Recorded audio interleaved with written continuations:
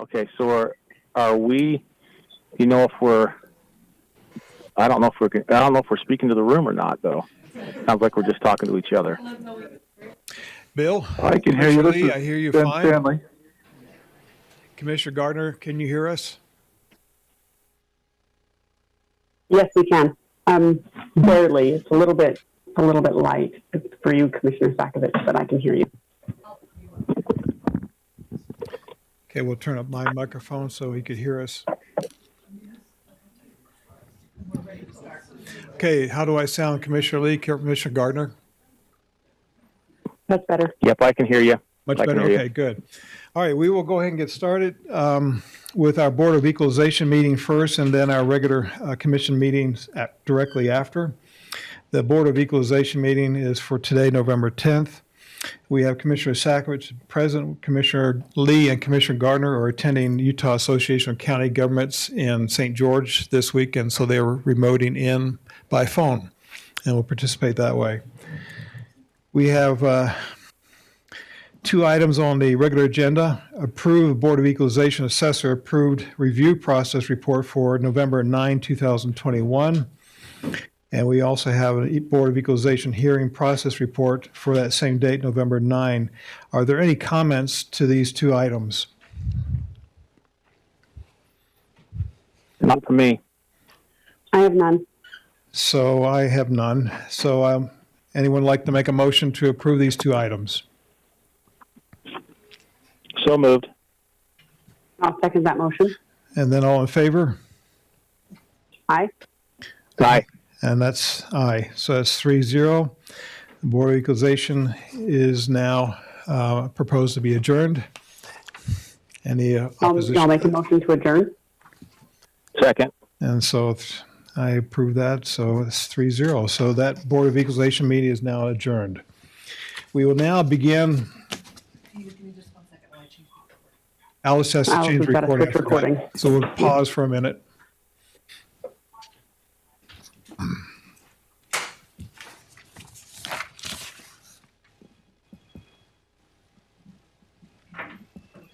We're good? Okay, we're now in a public meeting for the Board of Commission meeting, November 10, 2021. And as we do for all commission meetings, we would like to open with a word of prayer, reading or thought, after which a pledge of allegiance, and we'd invite someone from the audience if they would like to provide one of those two. Anyone here would like to do that? What would you like to do? You tell me, I'll do the pledge. You'll do the pledge? Would anyone like to offer a prayer, reading, or thought? Then I'll bring it up here and I will offer the prayer.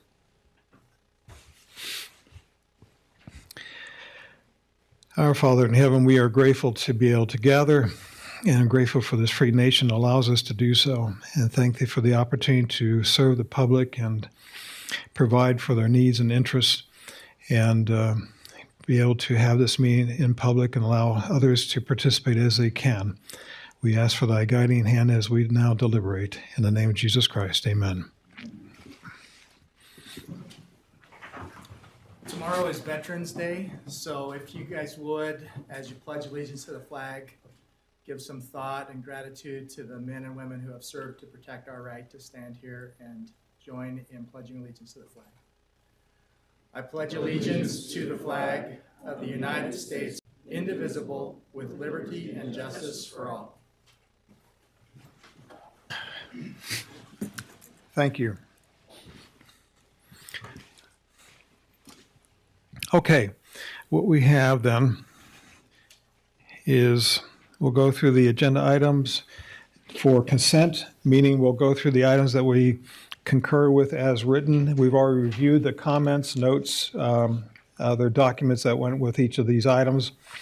And we will start with items 1 through 10. Are there any of these that any of the commissioners like to hold and discuss? I do have I didn't see any documentation for item number 3.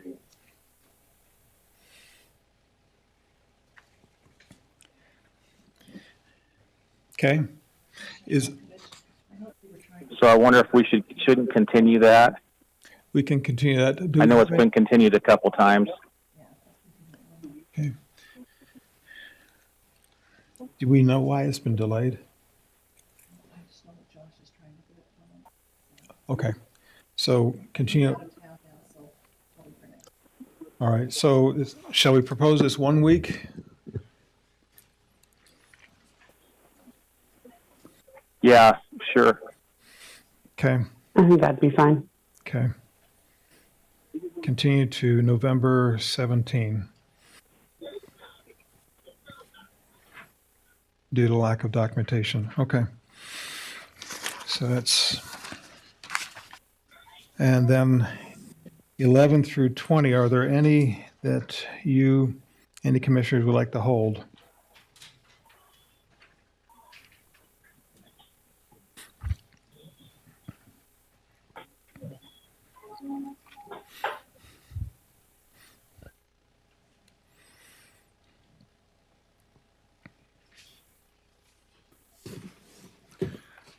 Item 20 is Do designated. we have a hold on number 19? Number 19? Probably just for a little explanation with that, what that is, and then it looks like we're going to have to hold for action on number 20 as well.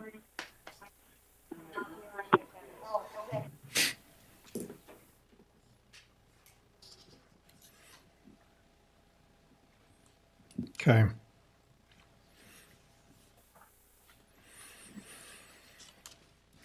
I have no others myself. Then 21 or 22?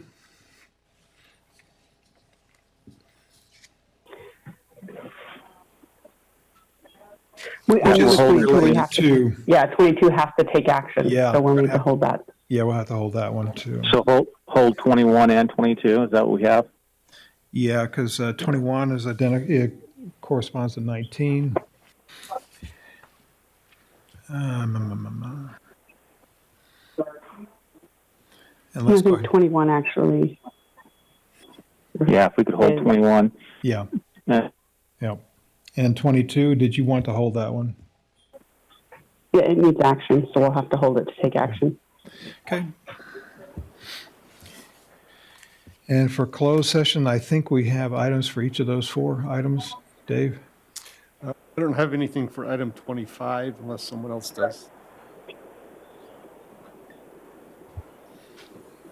So we'll strike 25, hold 23, 24, 25, or excuse me, 26.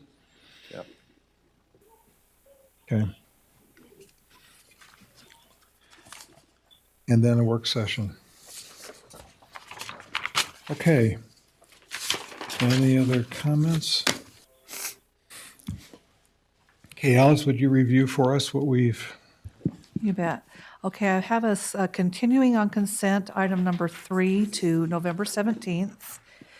And then we're holding 19, 20, 21, and 22. And then for the closed meetings, we're going to hold as stated 23, 24, and 26, and striking 25. 20s? Yep, okay. Any other comments, commissioners? Okay. No.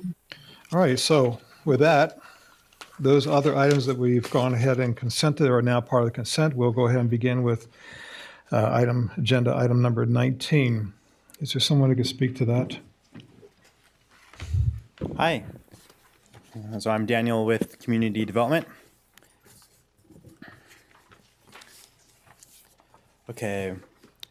So for 19, this is an amendment proposed by the applicant Grant Sumption, who is here today, for changes to 4.44 and 4.48 of the Utah County Land Use Ordinance as they relate to access specifically within the M&G1, CE1, and CE2 zones. So these are zones that have a lot of properties that are larger and have some irregularities as it relates to topography and other challenges with access. And so staff has worked with the applicant to identify roads where identify properties where there can be some challenges obtaining access from the frontage due to these issues. So these are issues like stream crossings where we have limits on the number of bridges that we can have across the stream, where we have slope challenges where a slope above 12% grade between the frontage of the lot and the front setback area would require additional cuts and fills, and that it could be excessive cuts and fills that we wouldn't want to see on our hillsides. We can have UDOT challenges. A lot of these properties are along the state highway, and so we can have challenges where UDOT may not grant an access permit due to the proximity of the access points, and railroads where we have a railroad that runs along a highway and property right there where the house is on the other side of the railroad track. So the railroad's between the house and the road, and there are limits to the number of crossing points that can occur over that railroad. And what has been pitched to staff is that in those types of scenarios, we allow a shared driveway, and that shared driveway could initiate from a point along the road that is outside of the frontage for the lot that it serves. And so in this case, we've introduced this provision that would expand the options that an applicant could use to obtain access, and limited it to these instances of topography, and then said this will only apply for two properties that are adjacent to each other, so they're immediately adjacent. The access point for the lot served would be at least 330 feet away from the frontage along the same qualifying road, and there would be an easement. Sorry, did I say the opposite? Oh, no more than 330 feet. Yeah, and then an easement recorded on the property that would specify that access is permitted for the use proposed. So typically we'd see single-family residential, but if it's another use that's permitted in the CE1 or CE2 or M&G1, like a dude ranch or some other use where you have multiple people coming more than just a single-family home, that access point specifies, or the access road specifies that it would permit access for that use.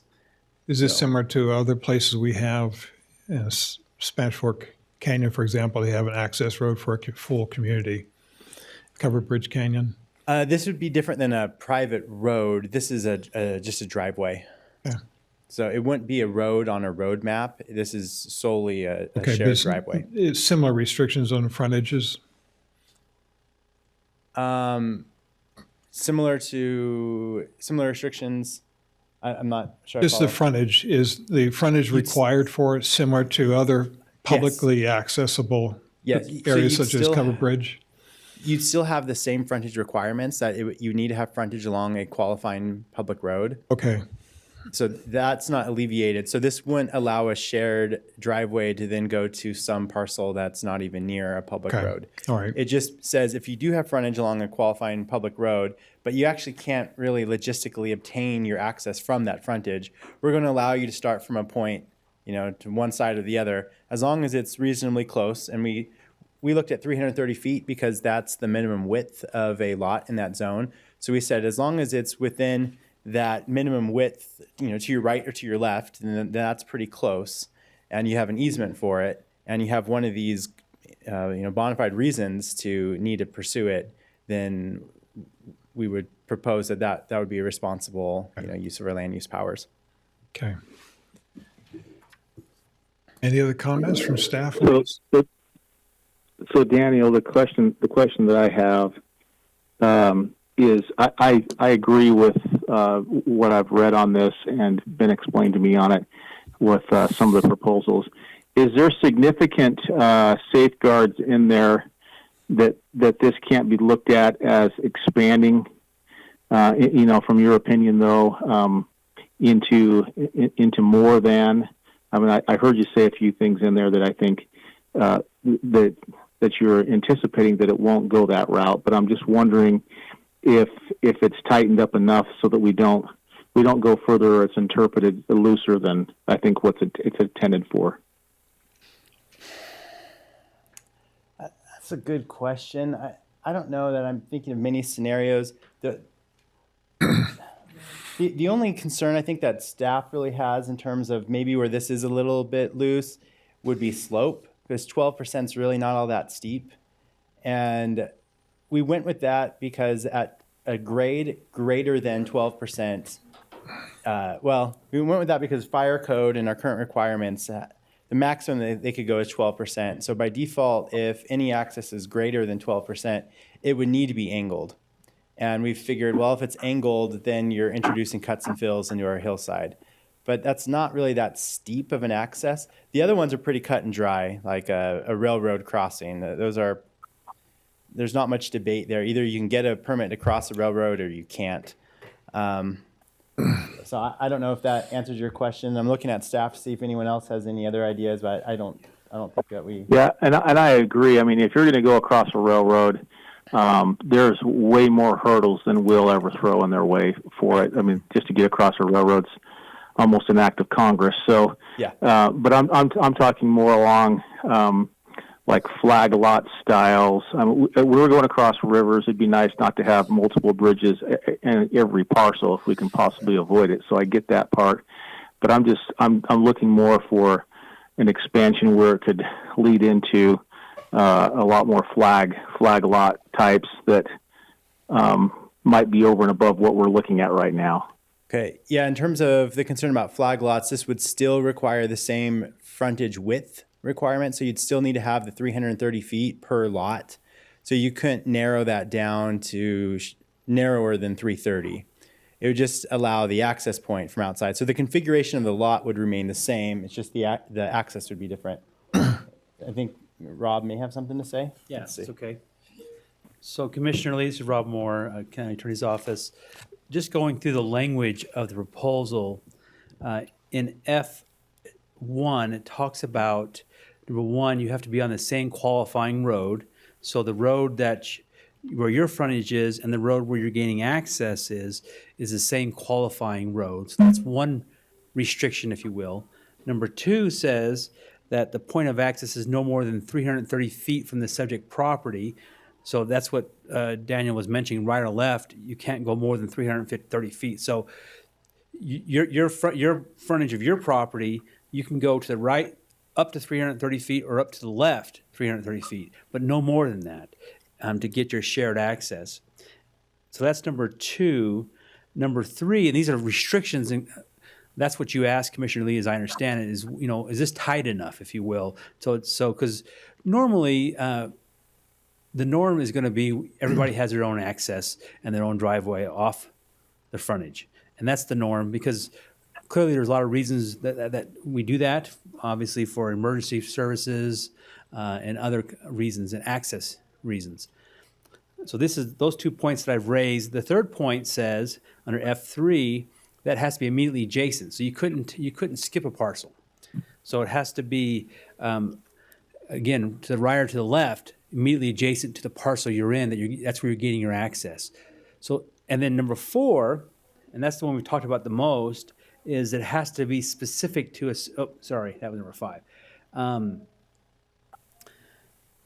Number four basically says it has to be in compliance with building and fire requirements, and that would require things such as addressing and that would address those kinds of issues, so that the emergency services know where your home is if you're using a shared access. So when they come up with an ambulance or fire or police, that they can get to your home effectively. And number five is one we've spent the most of the time on, and that is the unique situation for your property. So you have to have all those things, including a unique situation with your property, a stream crossing, the slope issue. And we're looking at the slope, it's the entire of your frontage from your road all the way through the front setback of at least, and you have to have at least 12% in order to qualify. And that, we didn't just pick numbers out of the air. The 330 was picked because that's the minimum lot width. The 12% also was picked because that's the minimum. And so we picked those things, and we talked to the Planning Commission about that, and they were very grateful that we didn't just pick numbers out of the air, and that we did tie them to some reason. And then again, number three, so this is under sub 5, F5, you had stream crossing slope, 3 is a UDOT restriction, so you might have a problem getting your, you may have adequate frontage on a state or county road, or state road, excuse me, but you can't get access because UDOT's unwilling to provide you access onto their state road, because maybe there's one not too far away already, or maybe there's an intersection coming up or something of that nature. And so this would allow them to use a shared driveway. And number 4 on this one, as mentioned about the 5B, railroad. yeah. Railroad crossing. Right. And you're right, Commissioner Lee. It's so difficult to get an access across a railroad. We've seen that before.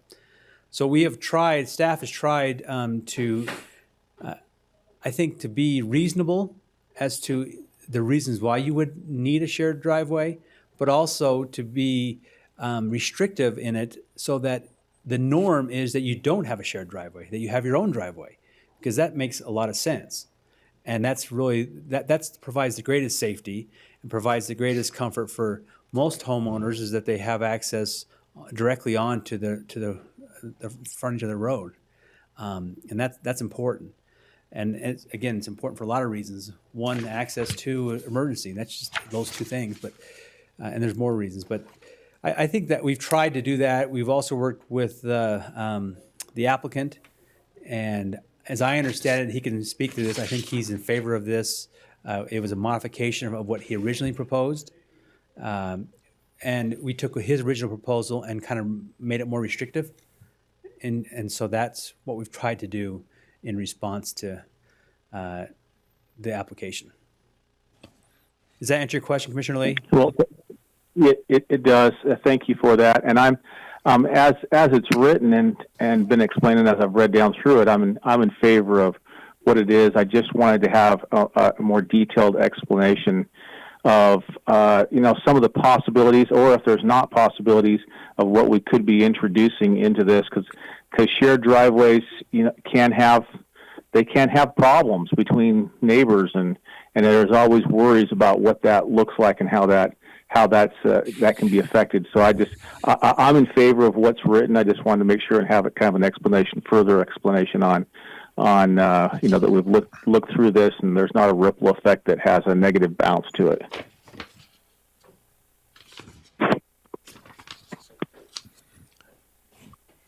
Any other comments, Commissioner Gardner? No, I appreciate the explanation, and it looks like we've gone through and thought of any potential conflicts, and I feel comfortable with it as it stands as well. Okay. Do we have a motion then? I'll move to approve. Second. And I can support that. So all in favor, say aye. Aye. Aye. Aye. So agenda item number 19 passes. Number 20, approve or deny amendment to Utah County Land Use Ordinance, Section 1412, to permit shared wells in planned subdivisions. Can we have staff go ahead and talk to this? Okay. And this one had been tabled. Sorry, this is Daniel Jensen again with Community Development. Put that in the record, right? So this one had been continued. And staff has continued to work with the applicant, and I believe we've come to language that works for all parties. And we've also, in drafting up this language, we have sought advisement from the county health department and worked with their legal representation as well, along with Rob Moore from the county attorney's office. And so the language here, again, the default is that each lot will have its own well on site. What's come up is a question about whether there would be scenarios where 2 adjacent lots would be able to share a well. Now, again, we're looking just at subdivision plats. So these are lots in a subdivision plat. These are not meets and bounds or unplatted parcels. And so it is limited with that regard. Now,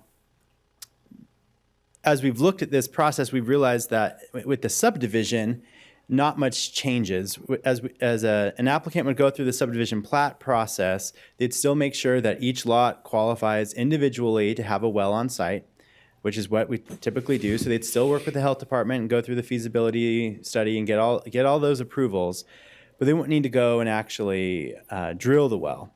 So we would know that when the subdivision plat's recorded, that each lot would qualify, should that property go forward with development. And then at the time of development, so the time somebody is ready to come in, start working toward a building permit, if they own 2 adjacent lots, they would be able to share the well. Now, to do that, we have a series of requirements that would need to be met. So you would need to obviously submit proof of shared ownership. That's pretty simple. We can look that up and make sure they do indeed own both lots. Documentation that each lot qualifies independently. We would know that because it's part of a subdivision plat where we had gone through the same requirements that we always do, working with the health department, making sure they all meet those requirements. Then there would be a document recorded that states that the shared well would only be allowed to remain as a shared well for the duration of the shared ownership. So for the duration that the 2 adjacent lots have the same ownership. And that by having a shared well, there could be some impact on future placement of wastewater systems. And so this puts future buyers of the property on notice that if they were to purchase the property and they're a different owner than the neighboring lot, that they would have to go and obtain their own well and that they wouldn't be able to continue utilizing a shared well. Are they restricted to just 2 adjacent lots? If they had capital enough, they could buy additional lots beyond that? Would it be 1 well suffice for all? So as proposed right now, it's limited to 2 adjacent lots with the same ownership. 2 adjacent contiguous lots.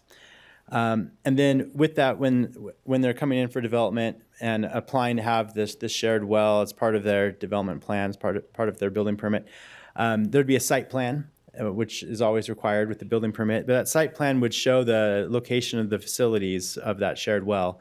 So we know that a house being built, it isn't over a water line or something like that. And then setbacks or other buildable area limitations would be on that site plan. So that way, both staff, the building officials and the planners reviewing the building permit, as well as any applicant, would be thinking about these things moving forward. So not just the shared well, but how it could impact the ability to have both lots have their own well in the future.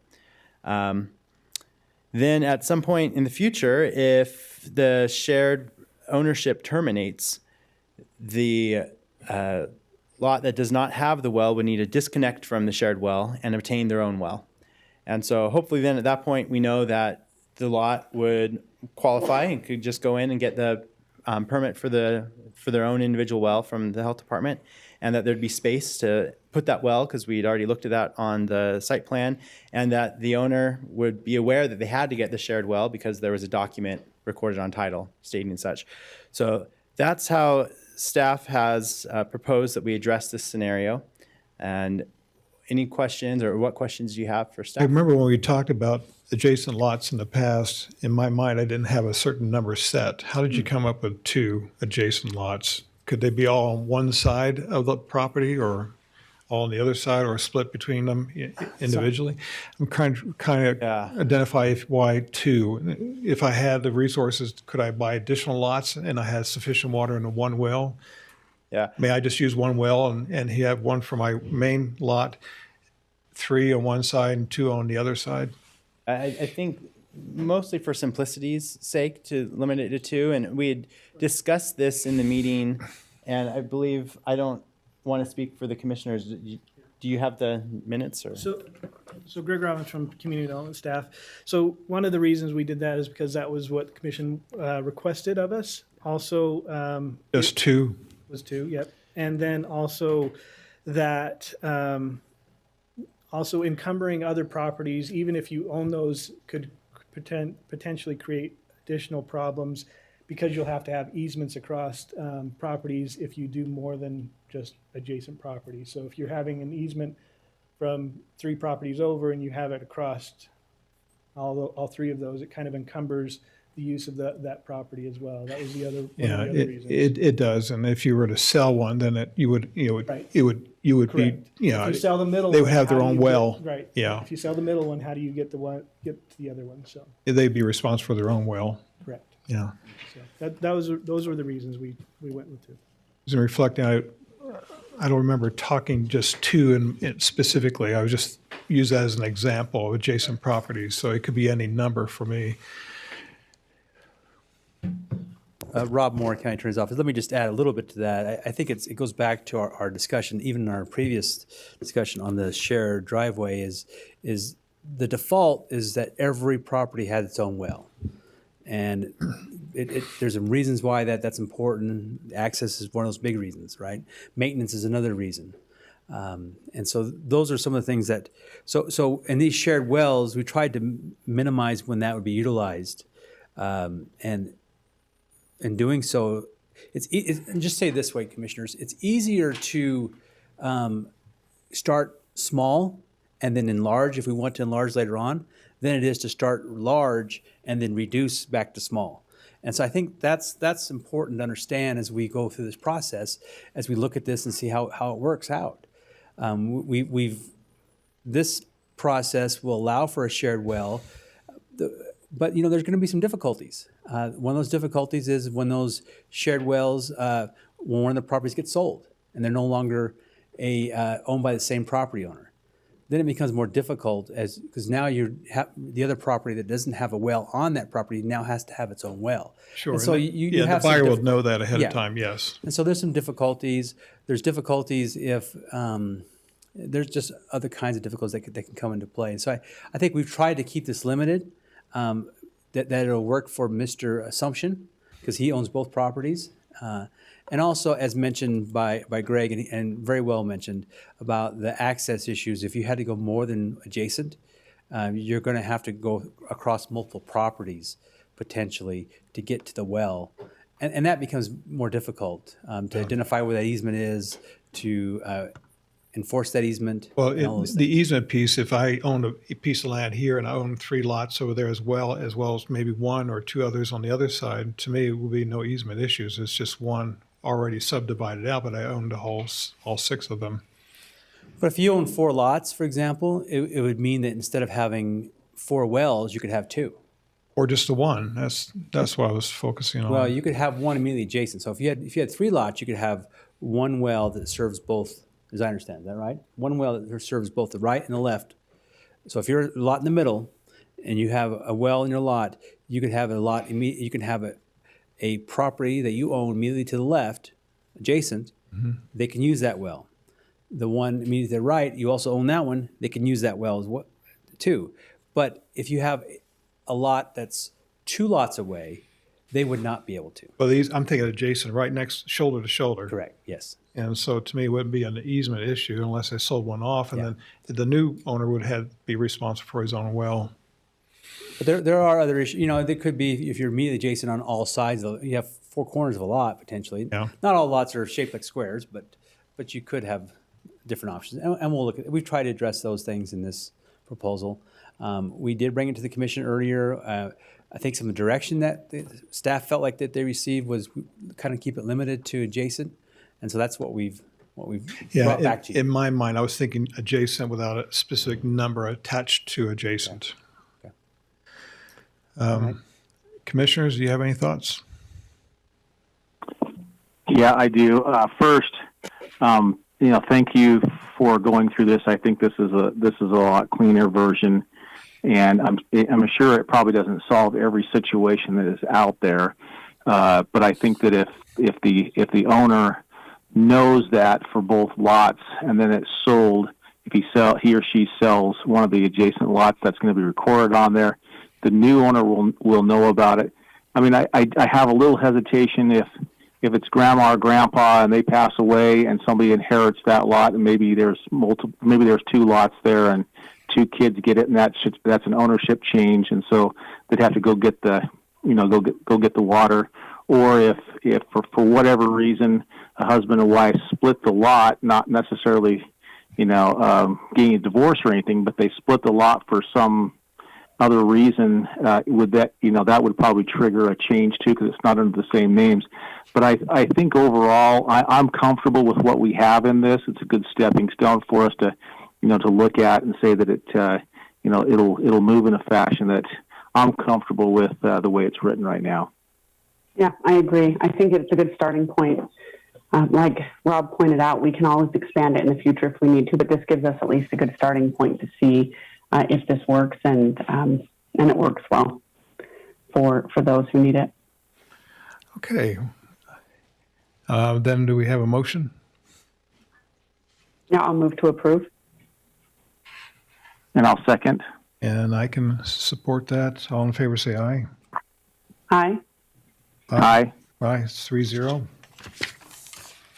Agenda item number 21, approve or deny or approve an ordinance to amend sections 4.44 and 12.28.8 in Chapter 8 of Utah County Land Use Ordinance. A request to add farmstead estate as a permitted use in the mining and grazing zone and to include requirements and standards for a farmstead estate. Comments? Sure, Greg Robinson. Commissioner, I would like to make a motion that we continue this item without date, considering the next item that we have on our agenda. If we could continue this item number 21 without date, then maybe we could bring them back at the same time. Yeah, I'll second that. And we can do that. Okay. All in favor to continue without a date specified? Aye. Aye. Aye. So we'll continue without a date or address it separately.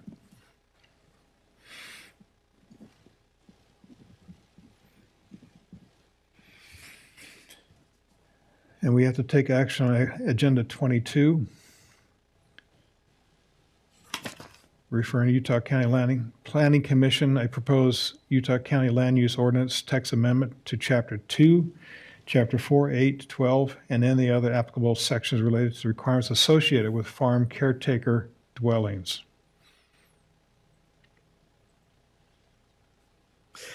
So I'll make a motion on this that we take item number 22 and that we are referring this back to the Planning Commission for consideration in looking for a proposal from them on the land use ordinance text amendment as identified in number 22. I will second that motion. All in favor, say aye. Aye. Aye. Aye. Passes 3-0, referred back to the Planning Commission. Only all my items were as easy as that.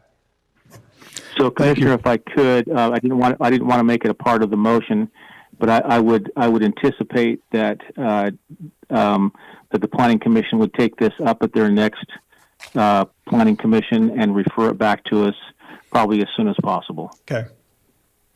The next meeting is scheduled for December, so I would anticipate that the next available meeting after that meeting would be the one you'd see it. So, When do they meet in December? they would meet the third Tuesday of the month, which would be, I'm not sure, but So we may not see it till early January. potentially we'll try our best to get it back as soon as possible. Okay. Thank you. Okay. I think that we've gone through all the consent items. We have a work session, hold a workshop to discuss new capital project proposals and capital projects to be included in the 2022 to 2031 capital improvement plan. Comments from staff. Rudy? It says to state my name clearly, but I'm not public comment, huh? I'm Rudy Livingston, Budget Manager for Utah County, but I'm also actually wearing a different hat today as the Chair of the Capital Improvements Committee. We have been working on modifying several things throughout this year. Earlier in the year, we spent a fair amount of time reviewing and revising the capital improvement policy and have made some changes to that, and we're moving forward with that. We've also looked at new requests from different departments throughout the county for things that they would like to have included in the capital improvement plan for the upcoming year. In addition to that, we looked at various projects that were included in the 2021 plan and looked at whether those would be eligible for funding from ARPA. And so we looked at those items, and if they were in the out years from 2024 forward, we looked at those and considered if they were eligible for ARPA funding, that we consider moving them in to years 22 through 24, so that we could take advantage of that funding source to take care of these one-time projects. And that's ideally what we want to do with a lot of the ARPA money is one-time projects. We don't want to be funding ongoing projects. So this is the prime example of what we should be doing. In addition to that, we have revised the format of the schedule that we've been using for the capital improvement plan. We're making, last year was the first year that we had a CIP, and we've tried to make it a little bit more easy to read. Last year's document was a lot of numbers and really cramped together and really difficult to read. So we tried to revise that so that it'll open it up just a little bit and make it better, provide more information. However, I still have an 11 by 17 inch document in front of me that I probably should have my readers on if I really wanted to see it right. So there's a lot of information here. Where we're planning to go with this next year is we're anticipating that we will be able to get all of this stuff into the new capital module in our Questica budget system so that it will be able to provide information in a much more, even more user-friendly format. So those are the changes that we've looked at. On the schedule that we sent to you in the far left column, well, the far left column is a project number that we have for them, but next to that is ones that are new requests. And so we have, I think it's about 15 new requests in here that we would like to consider. One of those I want to take on first, and that's the central utility plant ceiling. So the new ones are all in the red font on the left side? Yeah, Okay. unless you print it in black and white. Yes, it's in the red font there. Okay. So and I'll just the reason I want to bring this one up is what this is in between the admin building and the courthouse, the historical courthouse, we have a vault underneath the walkway where we house our utility plant that services both of these buildings. We've discovered in there that there is some erosion that's been occurring, and so there's some decay that needs to be fixed pretty quickly. Otherwise, we would run the risk of losing our facilities here in this both buildings. So Public Works, it is included in this budget here, but in anticipating of meeting taking care of this, they have actually gone forward and looking at including this in with some other architectural design work that we've been looking at for other places throughout the county. And so what we would like to do is we would like to add this particular item into the CIP, but we would like to have a modification to the 2021 CIP to put $25,000 of this amount, of that $275,000. We would like to modify the CIP for 2021 to include that in this item so that we can take care of that and be ready to go with the repairs beginning right in early January. Otherwise, we'll have to wait a little bit, and we've got the architects that are working on different things and engineering assessments and stuff. So if we could consider that one, we would appreciate it.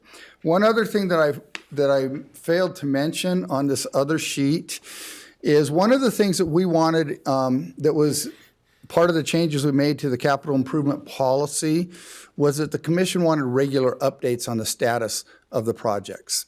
Because we're rolling all this stuff out, we actually have our first update on the status of the projects, and that's actually included right in the middle column of this spreadsheet under status.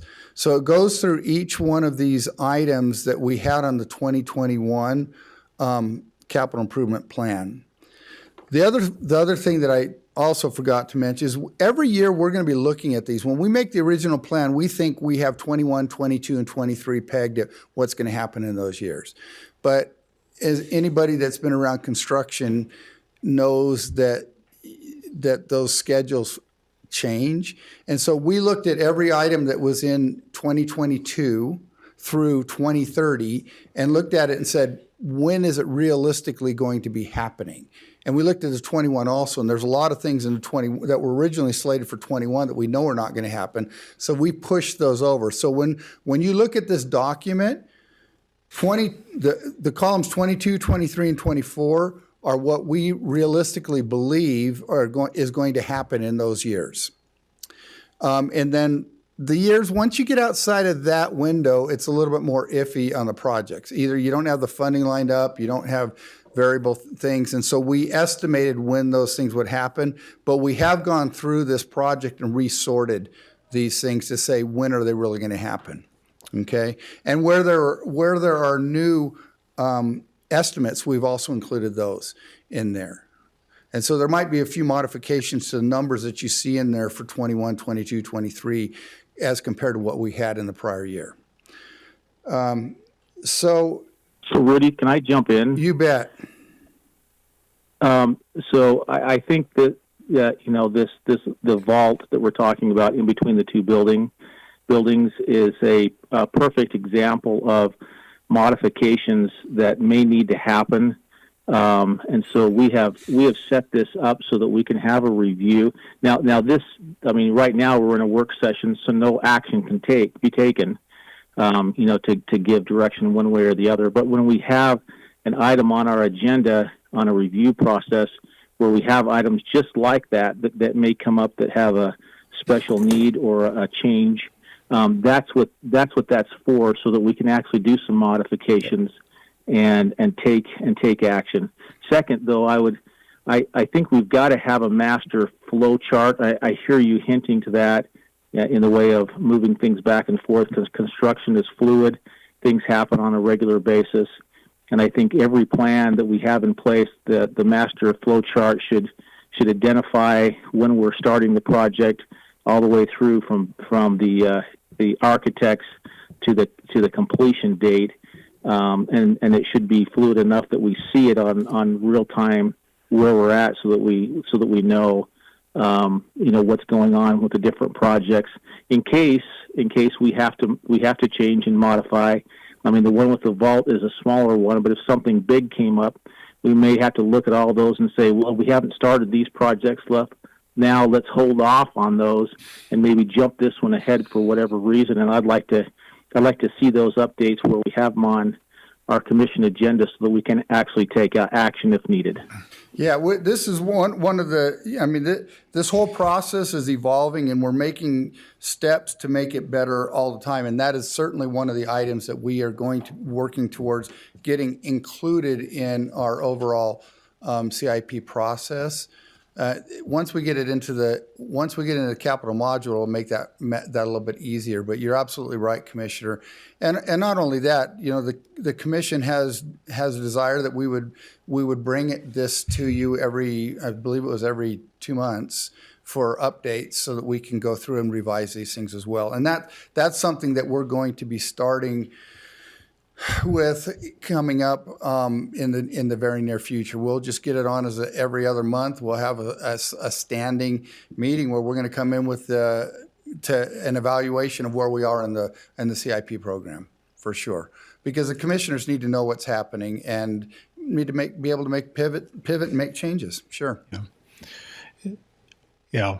So we could probably conceptually, that the next meeting would be what, January then, perhaps? Yeah, most likely. That's what I'm thinking. Probably in January we'll get this on a commission agenda, and at that point, we'll have brand new projects for 2022. So there won't be a whole lot of general. I mean, there might be some status updates on the 22, but certainly there will be updates on what happened with the 21 projects. And where we are. So we will definitely be working on getting that on the January agenda, and then we'll just go every 2 months from there, and we'll just get it planned out so it's a regular occurring, thing, and then we all can kind of get in that groove with it, get in that rhythm. Yeah, that would be great. Any other comments, Commissioner Gardner? No, I think that we've come a long way from where we were a year ago, and I appreciate the work of the committee, and I think we're on track. I think we've got all of our budgeting in place, and I appreciate the updates. Yeah, the one thing that I would mention is that when we adopt this plan, the 22 plan, if we are indeed moving some of these ARPA-funded projects forward, we will need to make sure that we got the budgets all squared away so that we can get that budget money transferred from the ARPA accounts to cover this. Because if we push all those forward, we will not have enough money in that 3-year time frame, in that first 3 years, that we are supposed to have completely funded. So we'll just have to make a budget adjustment to move ARPA money into here. And I think the commission has approved several of these items already to be ARPA funded. There are a few others that are probably, in our discussions with Peter Brown, have determined that they would likely be ARPA eligible, but they have not been yet approved by the commission for ARPA funding. So we will Let's make sure that we get those. Yeah, let's make sure that those ones that are ARPA eligible make it into our admin meeting so that we can approve the use of ARPA funds for those. And then, like you said, I want to make sure that those transfers occur so that we can make sure that that budget stays flush and clean and funded. Yeah. I wonder if you couldn't if there's room to put a small column that says commission approved and have it dated when it was approved by the commission, and maybe in green or something so it sticks out. Yeah. As the months come and go, we're going to wind up tripping over ourselves trying to remember when certain things were approved and when things were delayed. You bet. We can put that on here, but what I'm thinking also for the next admin meeting is we'll work with Peter and actually put together a separate list. Okay. So it takes that subset out of what we're recommending for these projects. Okay. And then we can show what we believe has been funded, the date, or approved, the date, and then what we are still waiting on. So that'll make it easier for the commission. When we approve the plan, we approve all the projects, right? It's just that whether or not we've approved it for ARPA funding. Correct. So the additional column would be whether the commission has approved it for ARPA funding. That is correct. Just to clarify, Yes. Thank you. Yes. Commissioner Lee, any other comments? No, I think they're covered, but I would assume that Rudy or somebody from the CIP committee would fill out the form that we have for the ARPA funding. Okay. Yeah, well, that's part of the working with Peter on that. Some of these are probably already filled out, and we'll work on that. One thing that I do want to get out of this workshop is in the new CIP policy, it states that before we add any new projects to the plan, that we get the approval of the commission to add those to the plan, not that they're approving the adoption of that. And we wanted to verify that the commissioners are in favor of including all of the new project requests on the plan that we will bring to you for adoption at a later date. Okay. So I would like to have some feedback on that. Well, there can't be any Well, approval here, this obviously. is Correct. Right. this is not a decision-making time, so we can't make a decision like that in this meeting. But I think we'll do that as we go through our budgeting process as well to decide on a CIP is one of those things that we need to decide on. Yeah. I guess what I'd like to know is if there's anything in those projects that the commission is completely not, and obviously this is not, we can't make decisions here, but I would like to maybe have individual discussions with you on these so that we can make a decision on where we're going. Because I see Dave over there pushing the button, waiting, ready to say, he said exactly what Commissioner Lee said. We can't make a decision at this meeting, and that's correct. And I'm aware of that. But what I would like from each of you is maybe if you could look this over and give us some direction on these individual projects. And right now we have them included in here, but if there's something that needs to be that any commissioner feels that should not be included, then we ought to. I'd appreciate it if you would let me know before we bring this back to you for approval within the next few weeks. Right. When are you planning on bringing it forward for approval? Well, we could bring it forward any time. We could have it as early as next week when we're considering the budget, or we could consider the budget first and then bring it forward the first week in December, possibly. There's no meetings in Thanksgiving week, are there?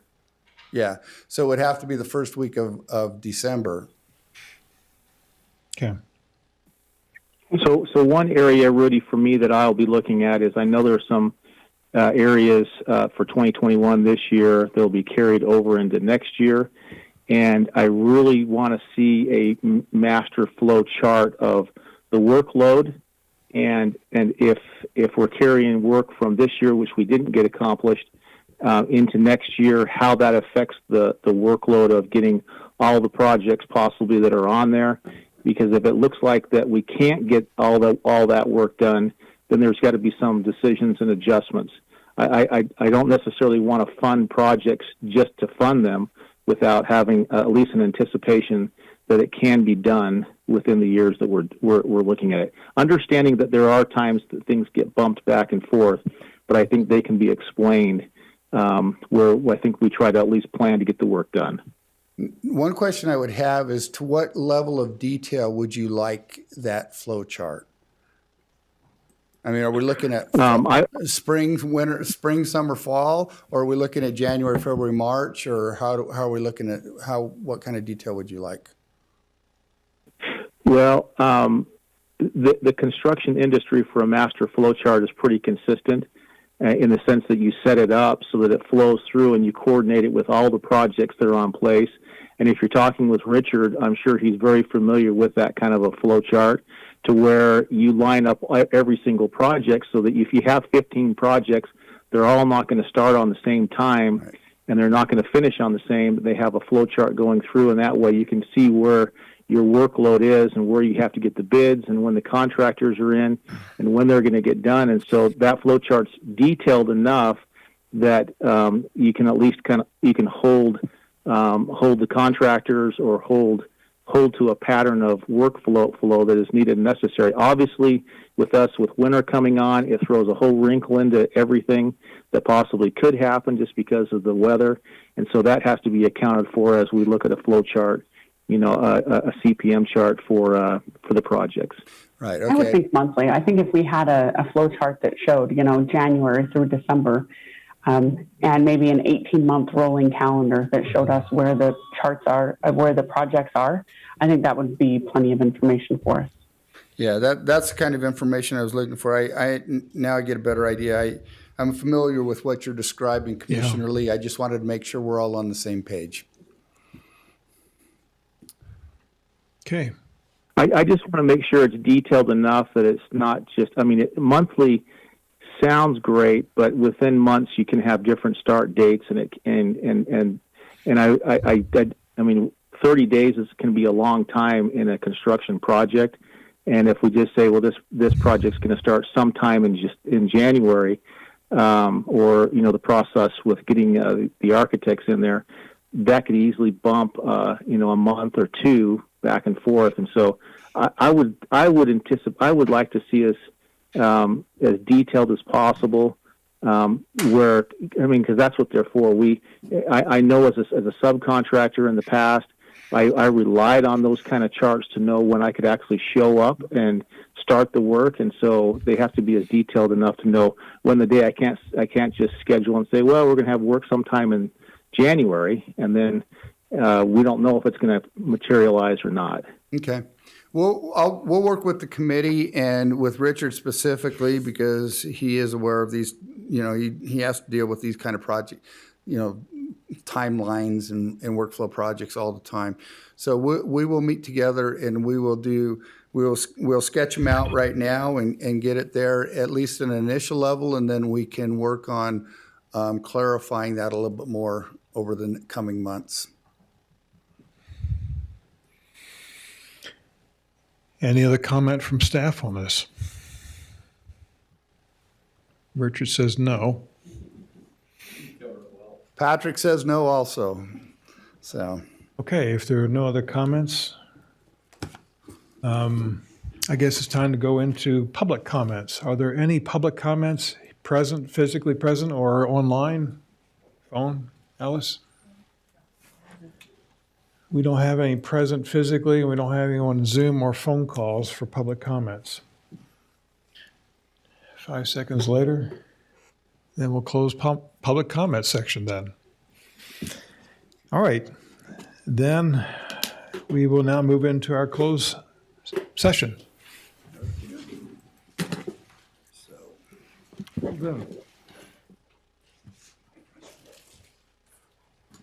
Goodbye.